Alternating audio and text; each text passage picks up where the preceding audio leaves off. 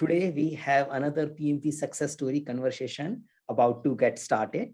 And I have Rakesh with me, and we want to explore about his PMP journey. He did PMP just 2 days ago, if I'm not wrong, on maybe 4th March, if I am getting it right. Yeah, so 4th March 2022. So you can say it's a 2022 story and pretty much latest one. So let's learn. Now, before we talk about PMP, why don't you give us a little brief introduction about yourself? Yeah, thank you, Saket. Hello, everyone. So I am Rakesh Chandra. I have over 14 years of IT service experience and 4 years of project management experience.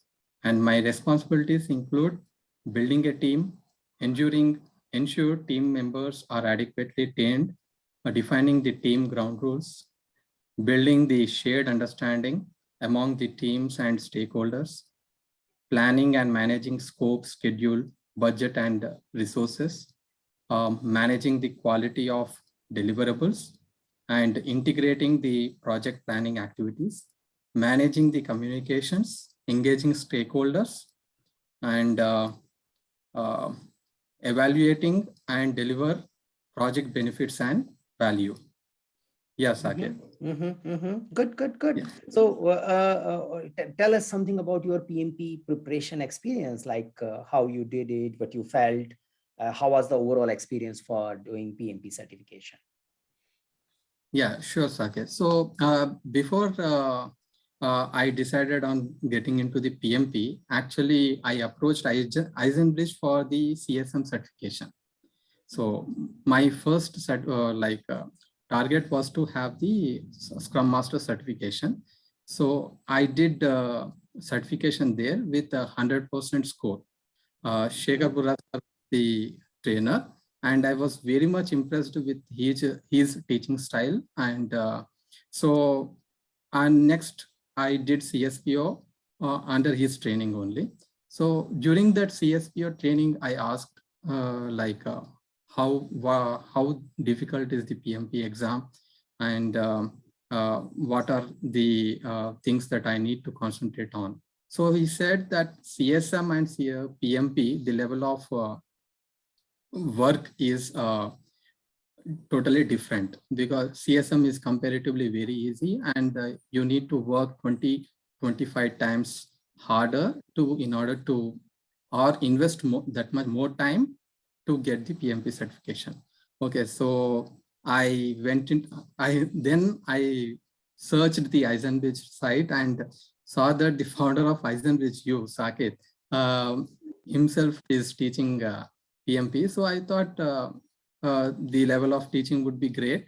So I enrolled in PMP, and I did not know that you would be providing the video materials, tutorials, etc. So after I enrolled, I got the Campus credentials, and just 1 week before the actual class, I enrolled it, and someone suggested that before getting into the actual class, you can review the videos so that it would be easy for me. So then I started with the PMBOK videos, and I got an email from you that the class lesson 1 will be started. And there was a YouTube video regarding the lesson plan, like how to approach the lessons. And you recommended that before the class starts, if I can able to watch the PMBOK videos, then the Agile and Scrum, then it would be easy for me to connect to the concepts of PMP. So as there was a little time, so I tried my best to cover as much as possible, but I went in a serial order, like starting with the introduction, PMBOK, and then integration management, scope management, etc. So when I was watching the videos, I felt like I already knew these concepts, as I was in the project management role, and 50% of the concepts are already even the keywords, etc. Only thing is the arrangement order. Like Yeah, this comes under integration, this comes under stakeholder management, scope management, communication management. But the tools I used like Pareto chart, histogram, Ishikawa diagram, and cost benefit analysis, all these things I knew.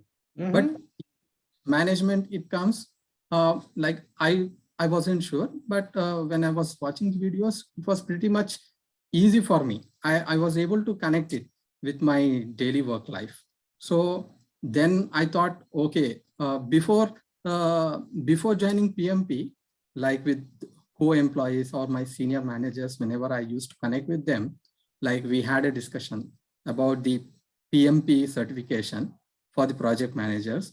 And whenever we had a discussion, conclusion was PMP was difficult. I never went into the PMP site, PMI site and tried what is there in it. I did not go through it. But when I started looking at it, it's like I already knew these concepts. Then I downloaded the PMBOK book after watching all your videos. Then when I was reading the textbook also, even though like people said that it is a big book of around 700 pages, but when I started reading it, because I already watched the videos, it was very easy and I'm a fast reader. Even though my communication is okay, but while reading, I'm pretty good at reading fast. So I was able to complete the book in just 2 days. So what I observed is, even though it is only 700 pages, but actually PMBOK is 500 pages only, part 1. And the part 2 is again the revision with respect to the process groups. And next comes another 100 pages appendices. So, it's not a big deal, just of investment. And then there was recommendation for reading the Agile practice guide also, because the new exam content outline has Agile concepts. So I read the Agile book in just 4 hours, because I was already familiar with the Scrum concepts and watched it was a multi-revision for me. Training in CSM, then same Agile concepts, again CSPO, same Agile concepts, again Agile videos in Compass. So it was multi-revision, and it was like Ramayana said with a different perspective, like with Lord Hanuman, Lord Ram. So same concept, but with a different perspective with respect to Scrum Master, with respect to product owner, and with respect to Agile Alliance and PMI. So I was very much confident that I would be able to clear the PMI. Only thing is, now after completing all this went on like a predictive life cycle. My project, I considered having like getting the certification as a project for me. So my strategy was, first I developed the business case, like what is the benefit that I will get by securing the certification. Then I learned all these things in a sequential, like a predictive life cycle. Then comes we had an holiday on 25th Christmas and 1st January. So technically we had around 3 weeks of gap. During that time, I was able to complete all the videos of PMBOK, Agile, Scrum, and the textbooks. So pretty much my portion was completed by that time. So now coming to the exam, the practice test. Then I followed Agile lifestyle. Agile life model. Like now I need to deliver value. So for that, like I started with the integration management practice test. I scored around above 70% only. So, okay, I'm able to deliver 70% of the value. You mentioned in the class, for the 2 classes, like before the holidays were there, that if I am able to secure above 60%, then I am good to continue with the rest of the practice test. So I followed like whenever I had time, I am giving the another knowledge area exams, and around 7 knowledge areas I was able to secure more than 70%, one above 60%, and 2 of them just above 50%. And in that, the cost management, I asked you during the session also that it had more number of formulas, which you mentioned that in the current scenario, it is not, we are not getting that much. So even though I scored less, I was pretty much confident. So the exam part is the practice test of the knowledge areas is done. Then I followed the agile and hybrid practice test. Then people, process, domain practice test also I completed. But I like it was around 50 to 60% only. So then I contacted you that even though I was able to secure good marks in predictive, but when coming to the hybrid, I was not that up to the mark as the previous knowledge areas, and you recommended that like just read the answers, solutions, and what went wrong. If you are able to correct yourself, what mistakes that that I have done, then it would be easy for me in the mock test. So okay, so what I did is, before attempting the mock test, I have read all the solutions which I have already attempted in the practice test. So like not just the incorrect answers, but also the correct answers also. And while I was reading, like I was like in the background, I am able to connect like even of like out of the correct answer also, there are there are several other options which are like different concepts. So in the solution, you explain what that concept is. Like if the answer is risk register, that is fine. Then the other options were risk report, lessons learned register. Then when risk report will be used, when lessons learned will be used, that is also mentioned clearly in the solution. So I framed myself what type of question that might be asked, so that when that comes up, then I will be able to map it to this particular solution. So like, for example, for each question, there are around, like I'm answering 3 answers. So then after all my practice tests are done, then I have, after completing all the solutions, then reading the solutions, then I started the mock test. I was surprised that mock test was pretty much easier than the practice test. And I was able to score 70%, above 70%. Good. Then I reported the score in the WhatsApp group also. And you said, I'm good to go to write the exam. But the problem is I did not apply. It was within the 2 months time. I joined on 11th December, 8th February, I attempted the mock test and my score was above 70%. Now next comes the application part. It took 1 week time for me for processing and all the process. Then it got accepted. After that, I scheduled the date according to the availability. It was like only in my area, only one day in a week was there. So immediate whatever the available date was there, I I have scheduled it and scheduled the center based. Like I was the home based, but like you was more inclined, you suggested to have the center based, and Seema also suggested to have the center based because we have 2 minutes, 10 minutes break, and the facilities are good. So I believed in you and scheduled it, and I was pretty much satisfied. And it was, I say that it is pretty much convenient when compared to the home base, because the equipment, screen, there will be a big screen. So the question reading would be easy, and there will be no high strain because of the long exam that we are going to face it. So I had a very nice experience.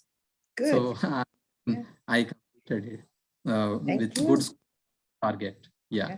Thank you. Thank you for sharing the whole. So what I can read here is that you did very detailed preparation in a way that you ensured that you are done with the watching of the predictive life cycle related content as well. Also getting into the details of the people domain, agile domain questions as well, because looks like the people domain, agile domain questions preparation is primarily based on our practice test, because that helps, even if you understand agile concept, but when they get into the wrapper of a question, sometimes it becomes difficult. So analyzing each question, even if it was right or wrong, and thinking of other options also, rather than just jumping to a right option and moving forward, trying to understand where the other options may become right, rather than only focusing on this question and answer, help you to visualize that particular portion, and that helped you in securing the exam comfortably. I'm assuming that you must have found the example very, very comfortable while giving it. Yeah. So now I usually in our classes don't recommend that much investment in the PMBOK space. So I usually tell people that you can just watch the videos which we are providing. Some level of understanding is good enough. You don't necessarily have to understand the whole PMBOK processes. You may not necessarily need to remember the names of PMBOK processes, but you need to get the essence of it. For example, you may forget that there was a process called identify risk, but you remember that, yeah, we do a risk identification. Maybe you can say recognize list, that is a risk, that is also okay. And you may remember that usually the identified risk we put into a risk register. So that much is good enough, but rather than remembering exactly what was the process and what was the input and all those things. Now that's my advice. What is your opinion after preparing so detailed as well as seeing in the exam? How much preparation one probably need to do for the PMBOK kind of content? Yeah. So I truly agree with you, Saket, that because I had my doubts, so I didn't want to take any risk. And as I was a fast reader, and I was pretty much comfortable reading books. Some may not be comfortable reading books because they might get sleep or something like that. They have their own constraints, but I'm not like that. Like I'm a good reader, so that's the reason I was able to complete in just 2.5 days. Yeah. So what I say is that yes, it's a good thing Yeah. to grasp. It's a good thing to learn. All these things are very, very valuable, especially the Yeah. concept related to scope, schedule, and cost. I believe the overall project management literature is based on those three terms or the things which are shared there. And again, the risk is also pretty much a heavy knowledgeable topic. So if you don't understand those terms, not only for PMP exam, in future also you may struggle because you keep hearing these things, some senior using or someone using. So having those knowledge is always good. Yeah. The only thing Yeah. is that in PMP exam, at a knowledge level is good enough, not necessary to get into the very, very critical memorization and definition kind of details. So that's the only recommendation I make to the people. Yeah. Good. In the actual exam also, I haven't faced any questions like what is this process or what is the output of this process, etc., etc. It was purely situational based. When you read the questions also, you will not have a feeling that in which process it will come. Like it is very purely situational. So Perfect. yeah, it is not required to read the books, but Yeah. if you are comfortable, then it's okay. Yeah.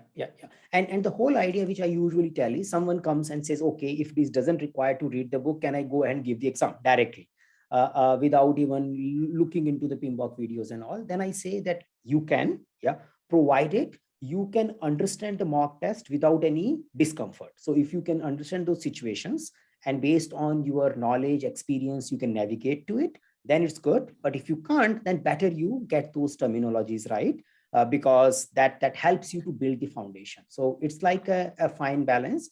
And that's what we tell that, yeah, if someone is very confident about the project management experience, as you were saying, you were finding 50% things familiar, there is a probability just based on the class and focusing on like people and agile space, one can quickly practice the practice test and go it. Yeah, but that's also one of the fast tracking is possible. Yeah.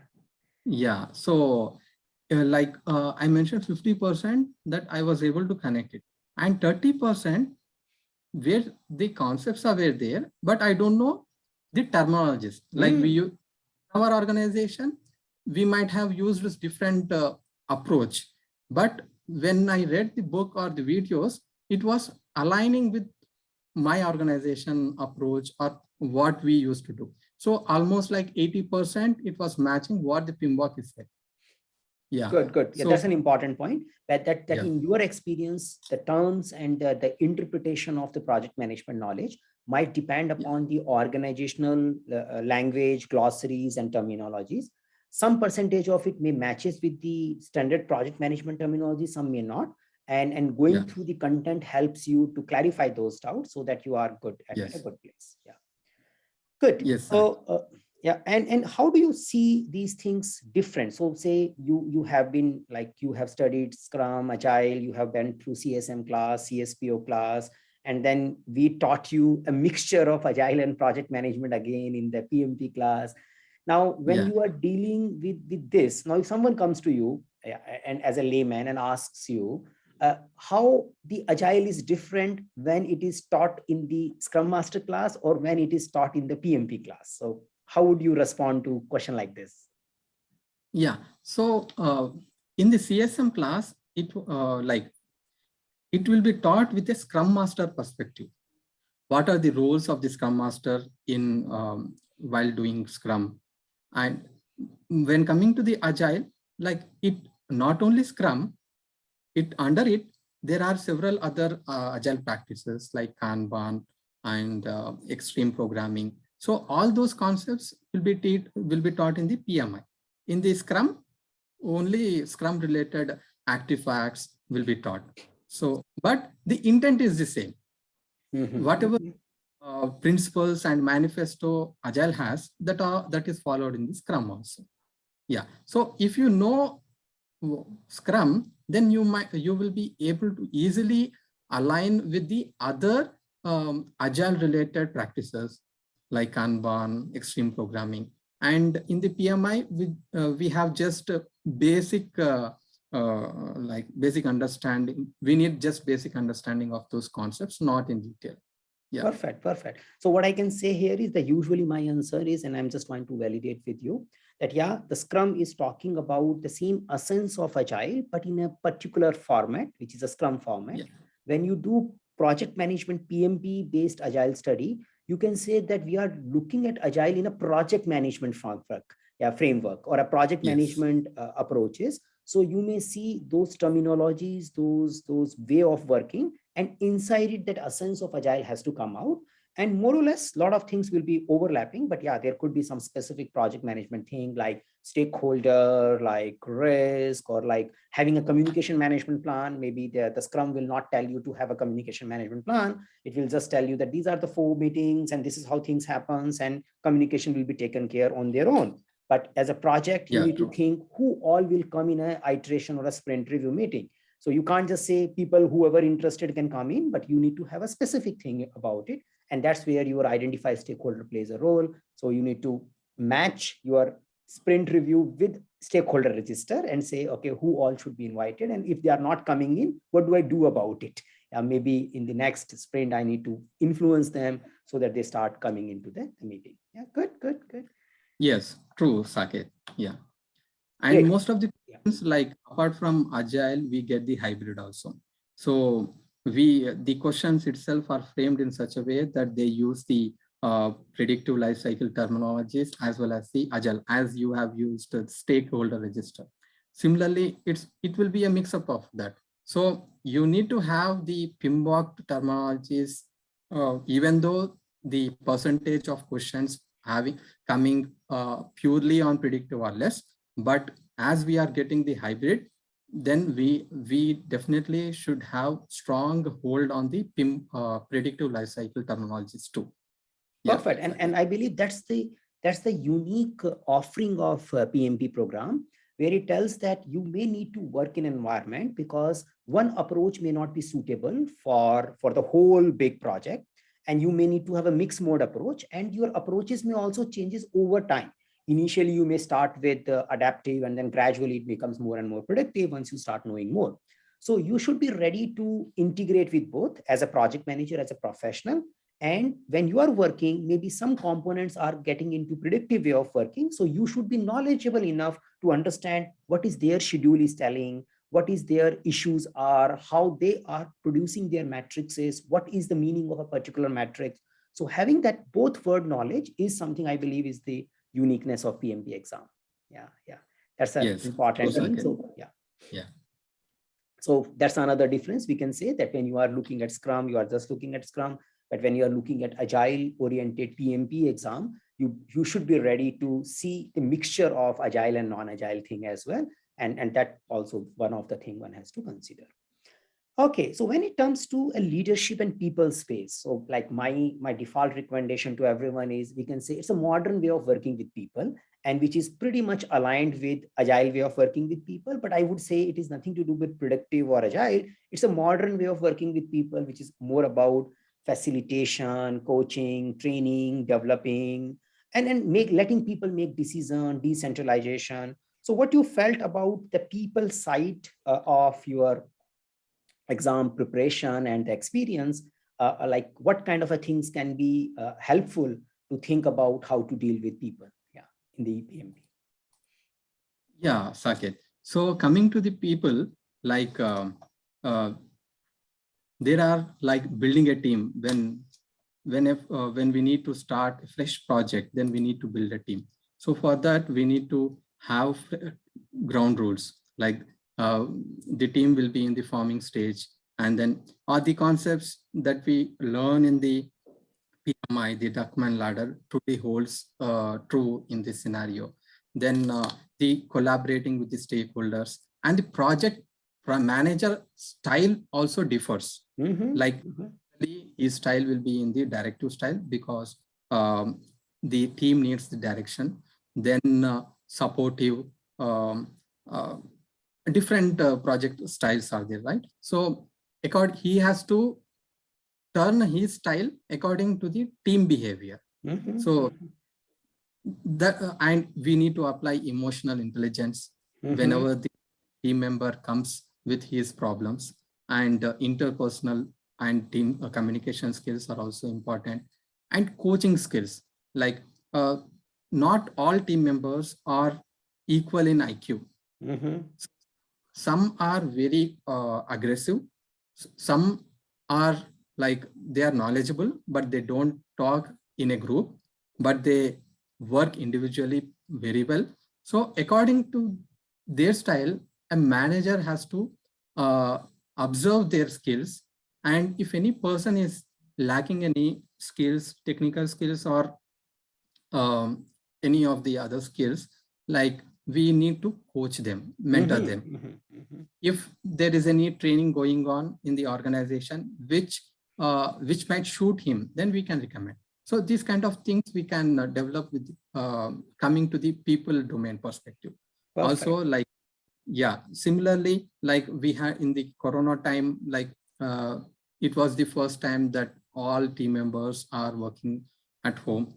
Then there were some challenges that we need to accept, like in all every area, there will be an equal internet speed. So some challenges would be there. Then we need to like come up with other alternative solutions and make sure the project goes on.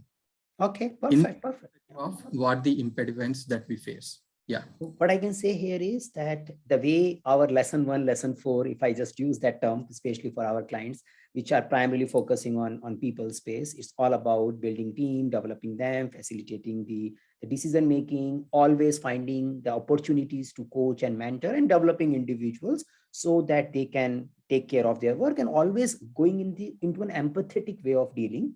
So you listen, you apply your emotional intelligence so that people also listen to you, and ultimately you influence and motivate people. So that's the essential part which we are picking up. The another thing which I'm picking up from your conversation is that as our study in a lesson 1 also focused on virtual teams, there were 2 topics indicating to virtual teams. You also can see that similar thing may also get tested when we are getting into the PMP space. And the other thing is training. Like now the PMI contents, each lesson has a component for training. And I usually recommend reading when you are revisiting, when you are preparing for exam, reading all those sections in a one go, because you can get the whole essence of training in a one go, rather than training in a lesson one, training in a lesson two. And there is a plus minus where mentoring, coaching, everything comes together. So my recommendation always is, when you are preparing, maybe you pick up all the subsection and read about the training, because training seems to be becoming more and more important. Many of the old project manager may not be considering that aspect that important, but in a new world where we need to deal with people, the training related and growing people, giving them mentoring and skills to facilitate organizational changes are something pretty much needed. Yeah, so that part should be focused. So I think lesson 1 and 4 should be good enough. Yeah, if one reads them well, and then apply these ideas with the help of practice tests. Yes, Saket. Yeah. True. Good. Like many times when I talk to PMP test takers, they usually find difficulty in locating business domain questions. They don't even realize when the business domain question came and when they marked it. Were you able to see business domain question as a business domain question, or you were like also not able to locate that, okay, something came, or you just like, okay, it just went on? No, Saket. So I was able to identify, because there were compliance related questions or questions in the, and then the project business value related questions, which comes under business environment. And there was a question on the organizational structure.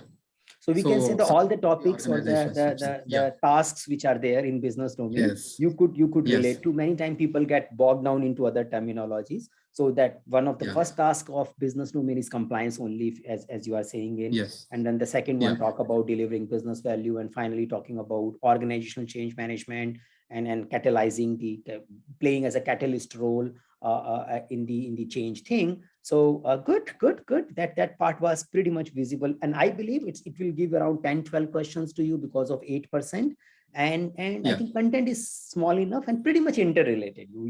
You know the requirement, you know the compliance requirement. When you know the requirement, when you also have a lesson 4 talking about delivering business value, lesson 3 also talks about business value. So probably you also focus on the delivering business value there. Yeah. So in the final exam, I got after 1 or 2 days, the exam analysis report also, wherein they have given the task-wise my performance report. So in the business domain, I scored high. So they have given like my performance with respect to low, medium, and high. So in all the 4 tasks, I performed high. Good. That's good. And that's an important information. Many of the people may not be aware of it.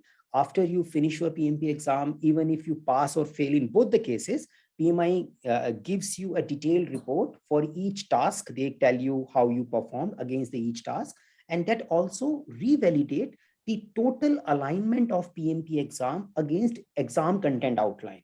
So rather than on a particular book like PMBOK or Agile Practice Guide or XYZ or D book or PMBOK version ABC, you don't have to worry. All those are good for make you think about project management, but ultimately your exam is going to come as per your exam content outline. There the tasks are written. Those tasks will get converted into scenarios and situations, and those situations will come as a question in your PMP exam. So visiting exam content outline 2-3 times might be a good idea before you go for an exam. What do you think? Yes, truly, Saket. And also in your lesson plan also, you have divided the task, and in which video, self-learning video, you have divided into 3 or 4 columns, I guess. So one task is given, and that task comes under which video, like is it under PMBOK stakeholder management or Agile? You mentioned that. And after that, if it is not covered, then you mention that you will be covering in the class. So that table is actually important, and we should, whenever before attending the 5 classes, like we should make sure that we go through that. And also you send email before the commencing of the class. So there you clearly mention that what you will be teaching on that day. So if we are and that also not just one day before, you send 2 or 3 days before. So if we are very well prepared and just have a go through of all those videos and the content from the students manual or the lessons module wise PDF files from the PMP, then that would be very easy for us, and we can, it will be like a revision for us when you will be teaching for us. Yeah. Perfect, perfect. I'm happy that you were able to make good use of it. And my Yes. goal remains is that through those emails, like we do a kind of a one session where we run 2 classes in a week and one is a once in a week, but we give a week plan ahead. You know, okay, you have a next week, this is going to come. And in my personal belief, if just people can hold on to it till first 3 sessions, more or less you are done with PMP exam. Yeah, not necessarily our last 2 also, but initial 3 are something which covers the whole crux. The 4th and 5, there are few new information, but it's a good amount of repetition. You know, we reiterate things and all. But if someone can just, like now, why I'm stressing on it, especially many people who are new, and sometimes they may get overwhelmed by the whole information comes in. So it is just about the initial 3 classes and 3 sections out of 5. And once you are done there, then you will feel comfortable afterwards. Yeah. Yes, truly, Saket. And also by the 3rd class, as I mentioned, like we had a 2 weeks holidays, I was able to complete all the portion of PMI. So it was like the 4th and 5th lessons were a revision for me. Yeah. That's my intention. So we try that if people enroll early, we can motivate them to check the class content. But because of various reasons, sometimes people enroll at a very late stage. Even if people enroll early, they may not take it seriously till the time the class gets started. So we try our best, but sometimes the game only starts when the first class comes in. But yeah, if anyone listening and planning to enroll, I do recommend, it's a good idea if you can go through the pre-recorded content first. That can make your journey very easy, or you can catch up in the first 2 weeks. Then you are done. Then you are very comfortable to get. And the whole idea for our program, as I also, and maybe I can validate with you, is not about too much focusing on just getting the exam done, but the whole content and structure is getting your project manager foundations done. So then after you have all this, not necessarily memorizing it, but once you have all this, the whole comprehensive content, I believe you are good for your project management interviews also, not only for PMP. And many times we get our clients coming back that, okay, they have secured places in 2 places, 3 places, 4 places based on what they learn. And for them, the learning continues after PMP exam also. They keep watching our content, they keep coming to our sessions because they want to pick up those ideas which can help them in becoming successful. Good. Yeah. Truly, Saket. Perfect. Yeah. So any advice you want to give to the people who are thinking of doing PMP exam? Maybe final few words? Yeah, sure, Saket. So I would say that PMI preparation will not start once the lesson starts. So it starts the day when you register for it, or maybe before that, when you prepare the business case of whether to do it or not. So during that time itself, like you have to prepare what you need to study. You need to know the portion of it, what comes under it, and what are the things that you need to concentrate, and what are the things that you need to avoid it. Like you have to prepare the scope for the PMI preparation. Yeah, what to expect and what to include. You need to do requirement analysis. And then the preparation for doing the preparation and to crack the exam within like immediately after the actual 35 hours complete, there are several other factors apart from the preparation.